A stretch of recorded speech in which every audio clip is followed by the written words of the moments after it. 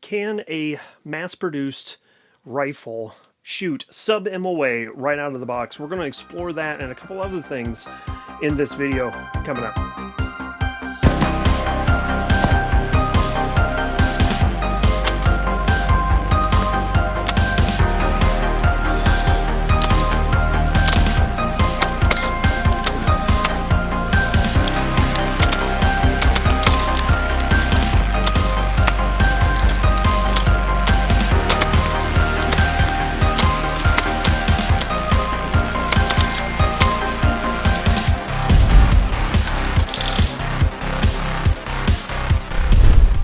Hey everybody, what's going on? Thanks for swinging by. I sure do appreciate it. If this is your first time with the channel, my name is Mark.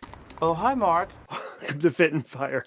Let's get into this video. This time we're going to be talking about the Aero Precision M4E1, specifically this one that I have pulled together because I have what is called restless rifle syndrome, as Risky Krisky would say it.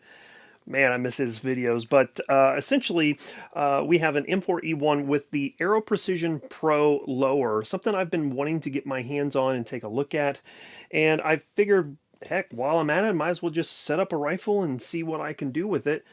Not to mention, check its reliability, look at how I've kind of configured it for the reasons why, its accuracy, and then also kind of compare as we move forward in future videos, kind of what do you get for what you pay for. We've already looked at 3 budget options in a previous video a couple weeks ago, and now I kind of want to put it up against this. This is going to be kind of a bit of a mid-range price point. We'll talk about that a little bit in this video, but you guys know how I do things. I want to be as transparent as I possibly can with you. I'm not getting paid to say anything good, bad, or indifferent about this rifle by Aero Precision or anybody else. I'm going to talk about the good with the bad. And believe me, there's some bad in this video. But ultimately, I leave it to you on whether or not this is going to be right for you. I did purchase everything with this rifle. Aero Precision has not given me anything. And yeah, that pretty much covers it. So let's do a quick overview of everything that I have going on with this rifle. We'll talk about price point, and then we'll get into my experience at the range, kind of breaking this rifle in, its accuracy, and then where we go from there.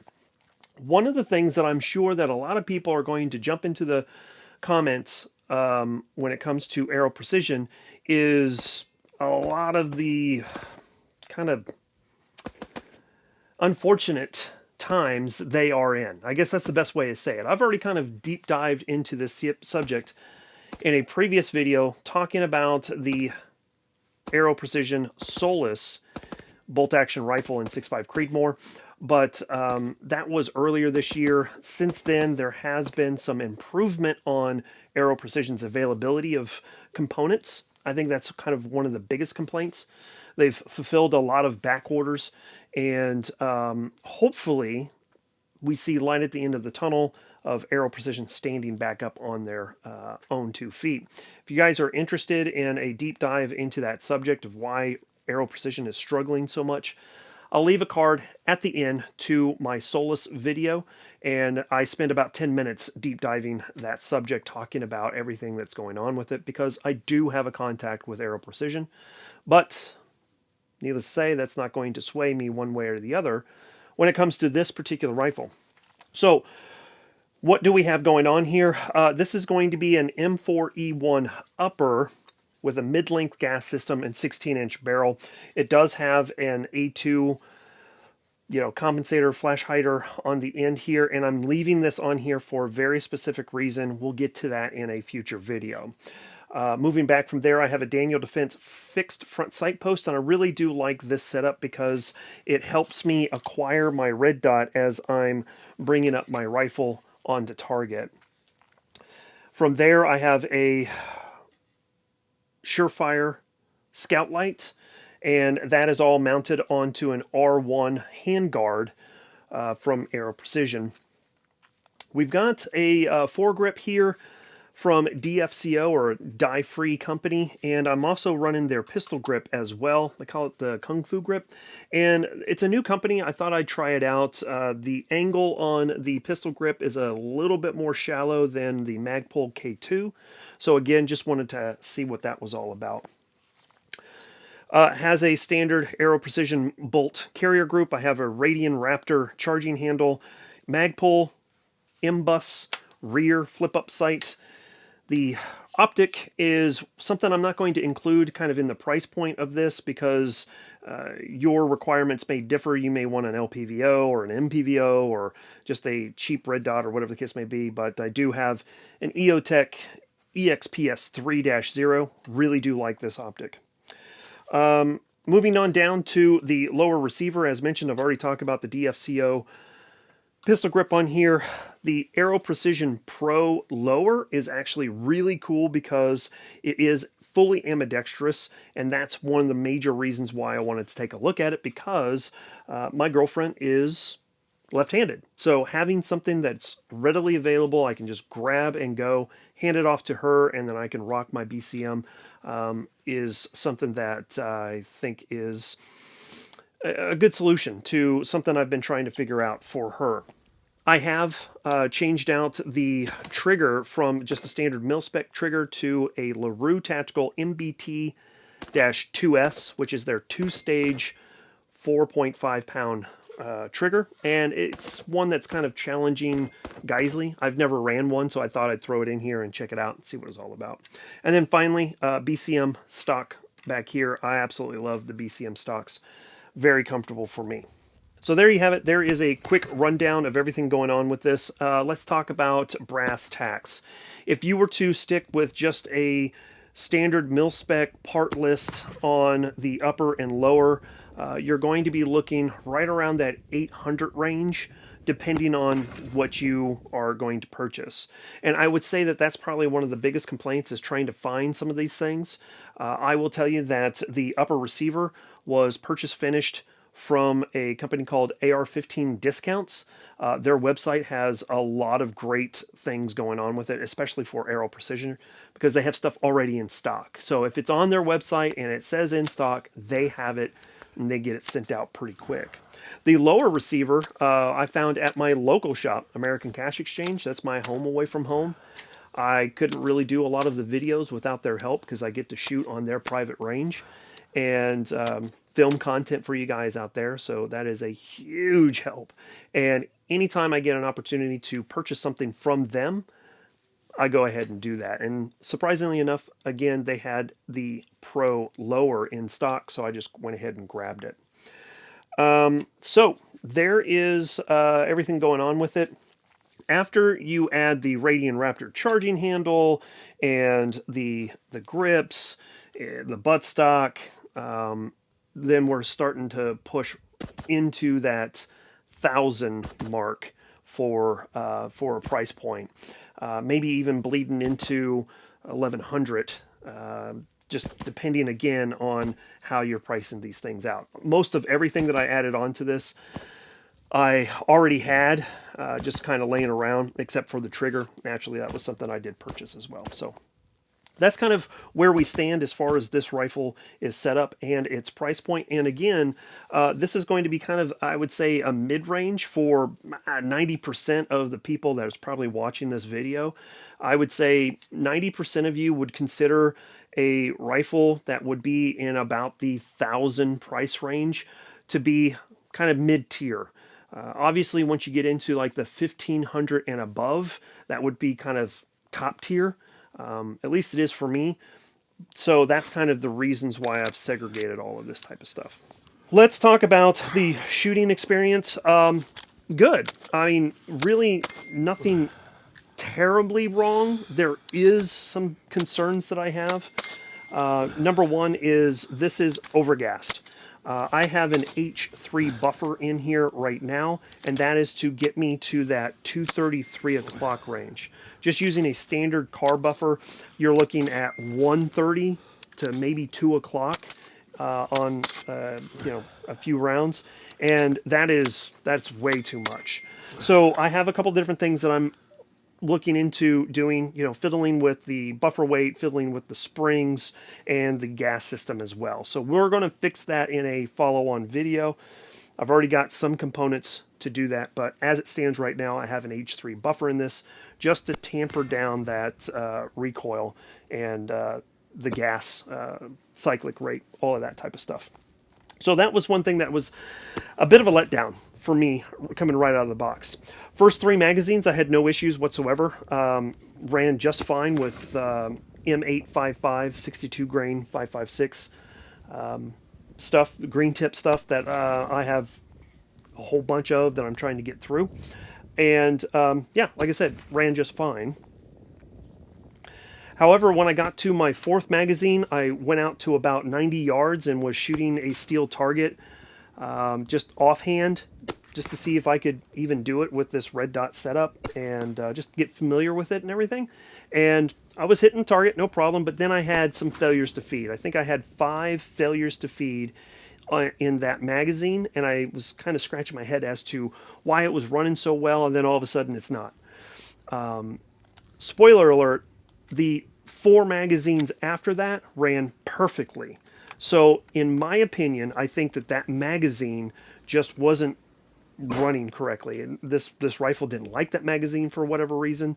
So 7 out of the 8 magazines ran just fine, and that one had failures to feed. Definitely magazine issue, not the rifle. So all right, so let's talk accuracy, and I think that's probably what most people are interested in when it comes to this. And out of the box, I'm actually kind of surprised. Some good and some bad, but needless to say, I was able to get a Sub-MOA group. Let's talk about that. First and foremost, we started off with M193 556 55 grain full metal jackets, and that came in at a 1.380 MOA. Pretty good group. That's a tighter group than what I was able to get with the budget rifles, so good on us there. Moving on over to PMC Bronze, which is a 223 55 grain full metal jacket, and we ended up with a 2.255 MOA group, and that's because of the flyer we had over in the lower left. That's unfortunate because I was getting a pretty decent group, just probably over an inch, but naturally that flyer was in there, so I don't know if that was me or what, but it felt good, but such is life. Okay, moving on down to ADI Match. This is ammunition that I got from Global Ordnance. They actually sent it out to me for testing, and I really appreciate them supporting me on that. But this is a 223 69 grain boat tail hollow point, and we ended up with a .907 MOA group. So really impressed with that. Then, big surprise, I was not expecting this. Frontier, which is a 556 75 grain boat tail hollow point projectile, had a 4.022 MOA group. Was not expecting that. My BCM really likes that ammunition. Obviously, this Aero does not. Then finally, going down to the 5th type of ammunition that I tried, which is the AAC 5.56 77 grain OTMs, we ended up with a 2.145 MOA group. So seemingly this rifle does well with 55 grain M193 and the ADI Match ammunition as well. So pretty decent, and it proves that this rifle out of the box can be Sub-MOA accurate, but you're going to have to find that right type of ammunition that your particular rifle is going to do well and perform with. So always keep that in mind. That's something I struggled with my Aero Precision Solus. It ended up really liking a very specific type of ammunition. My BCM really likes the Frontier 75 grain boat tail hollow point. My Dano Defense really likes the 75 grain boat tail hollow points as well. So again, you're going to have to experiment, and unfortunately that's a little costly for some people. So that is a quick overview of everything that I've experienced with this rifle so far. I'm actually pretty pleased with this. Again, I was expecting the accuracy to be a little bit better in some of the different types of ammunition that I tried, but I did find one that it liked, so that's good, and I have some of it, so it's not like I'm going to run out anytime soon.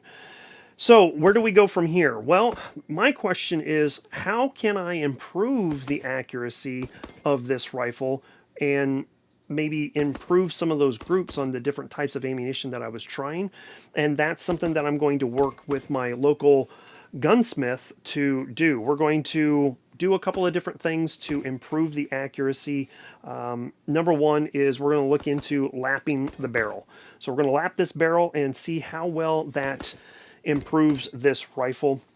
And then we're going to compare it to one of the budget rifles that I have, more than likely the High Point HP-15, because that has seemed to be the most consistent rifle of the 3 budget rifles that I have as far as its accuracy goes. So we're going to then put both of these rifles head to head in a future video after I've done some work on the gas system and then lapping the barrel and adjusting the buffer weight and spring and stuff like that. We'll try it again, and we'll use the same types of ammunition on both rifles to see how well it does and go from there. I tell you, I really do love the look of this rifle. One of the things that Aero Precision does great is the seamless transition between the handguard and the upper receiver. Normally you have a big block at the end of the upper receiver. This does not. It has that seamless transition. I've talked about that before. The lines and the controls on the ambi lower just look great as well. So I'm very, very pleased with this rifle, and we've got a lot more to come with this. I'm going to try to stretch out the legs on this rifle to see if I can get it out past 500 yards, 600 yards, maybe even go further than that. I do have access to a range that goes up to 1,000 meters. So, yeah. I think it's going to be an interesting ride to see what we can do with not only this, but some of the other rifles that we're going to have coming into the channel as well. We have my BCM Mark II, which I think is really, really awesome. We're going to look at that one kind of as a higher end rifle and compare that with another rifle that's coming in to the channel that's also going to be a bit of a quote-unquote higher end rifle as well. But at the end of the day, let me know what you guys think. Where does Aero Precision sit with you guys? Do you feel that they're kind of low tier, they mid tier? Where do you think that they should be placed in the tiers of rifles, which I think is kind of ridiculous, but needless to say, I'm very interested to see what you guys have to say, and look forward to you hitting me up in the comment section down below. I'm going to have tons of information in the pinned comments, and I encourage you guys to subscribe to the channel if you haven't already done so. Likes and comments are another way to support this channel, and then obviously sharing this out with your friends is another fabulous way to do that as well. So we will catch you guys next time, and as always, freedom through strength. Here comes a high five. Bye, y'all.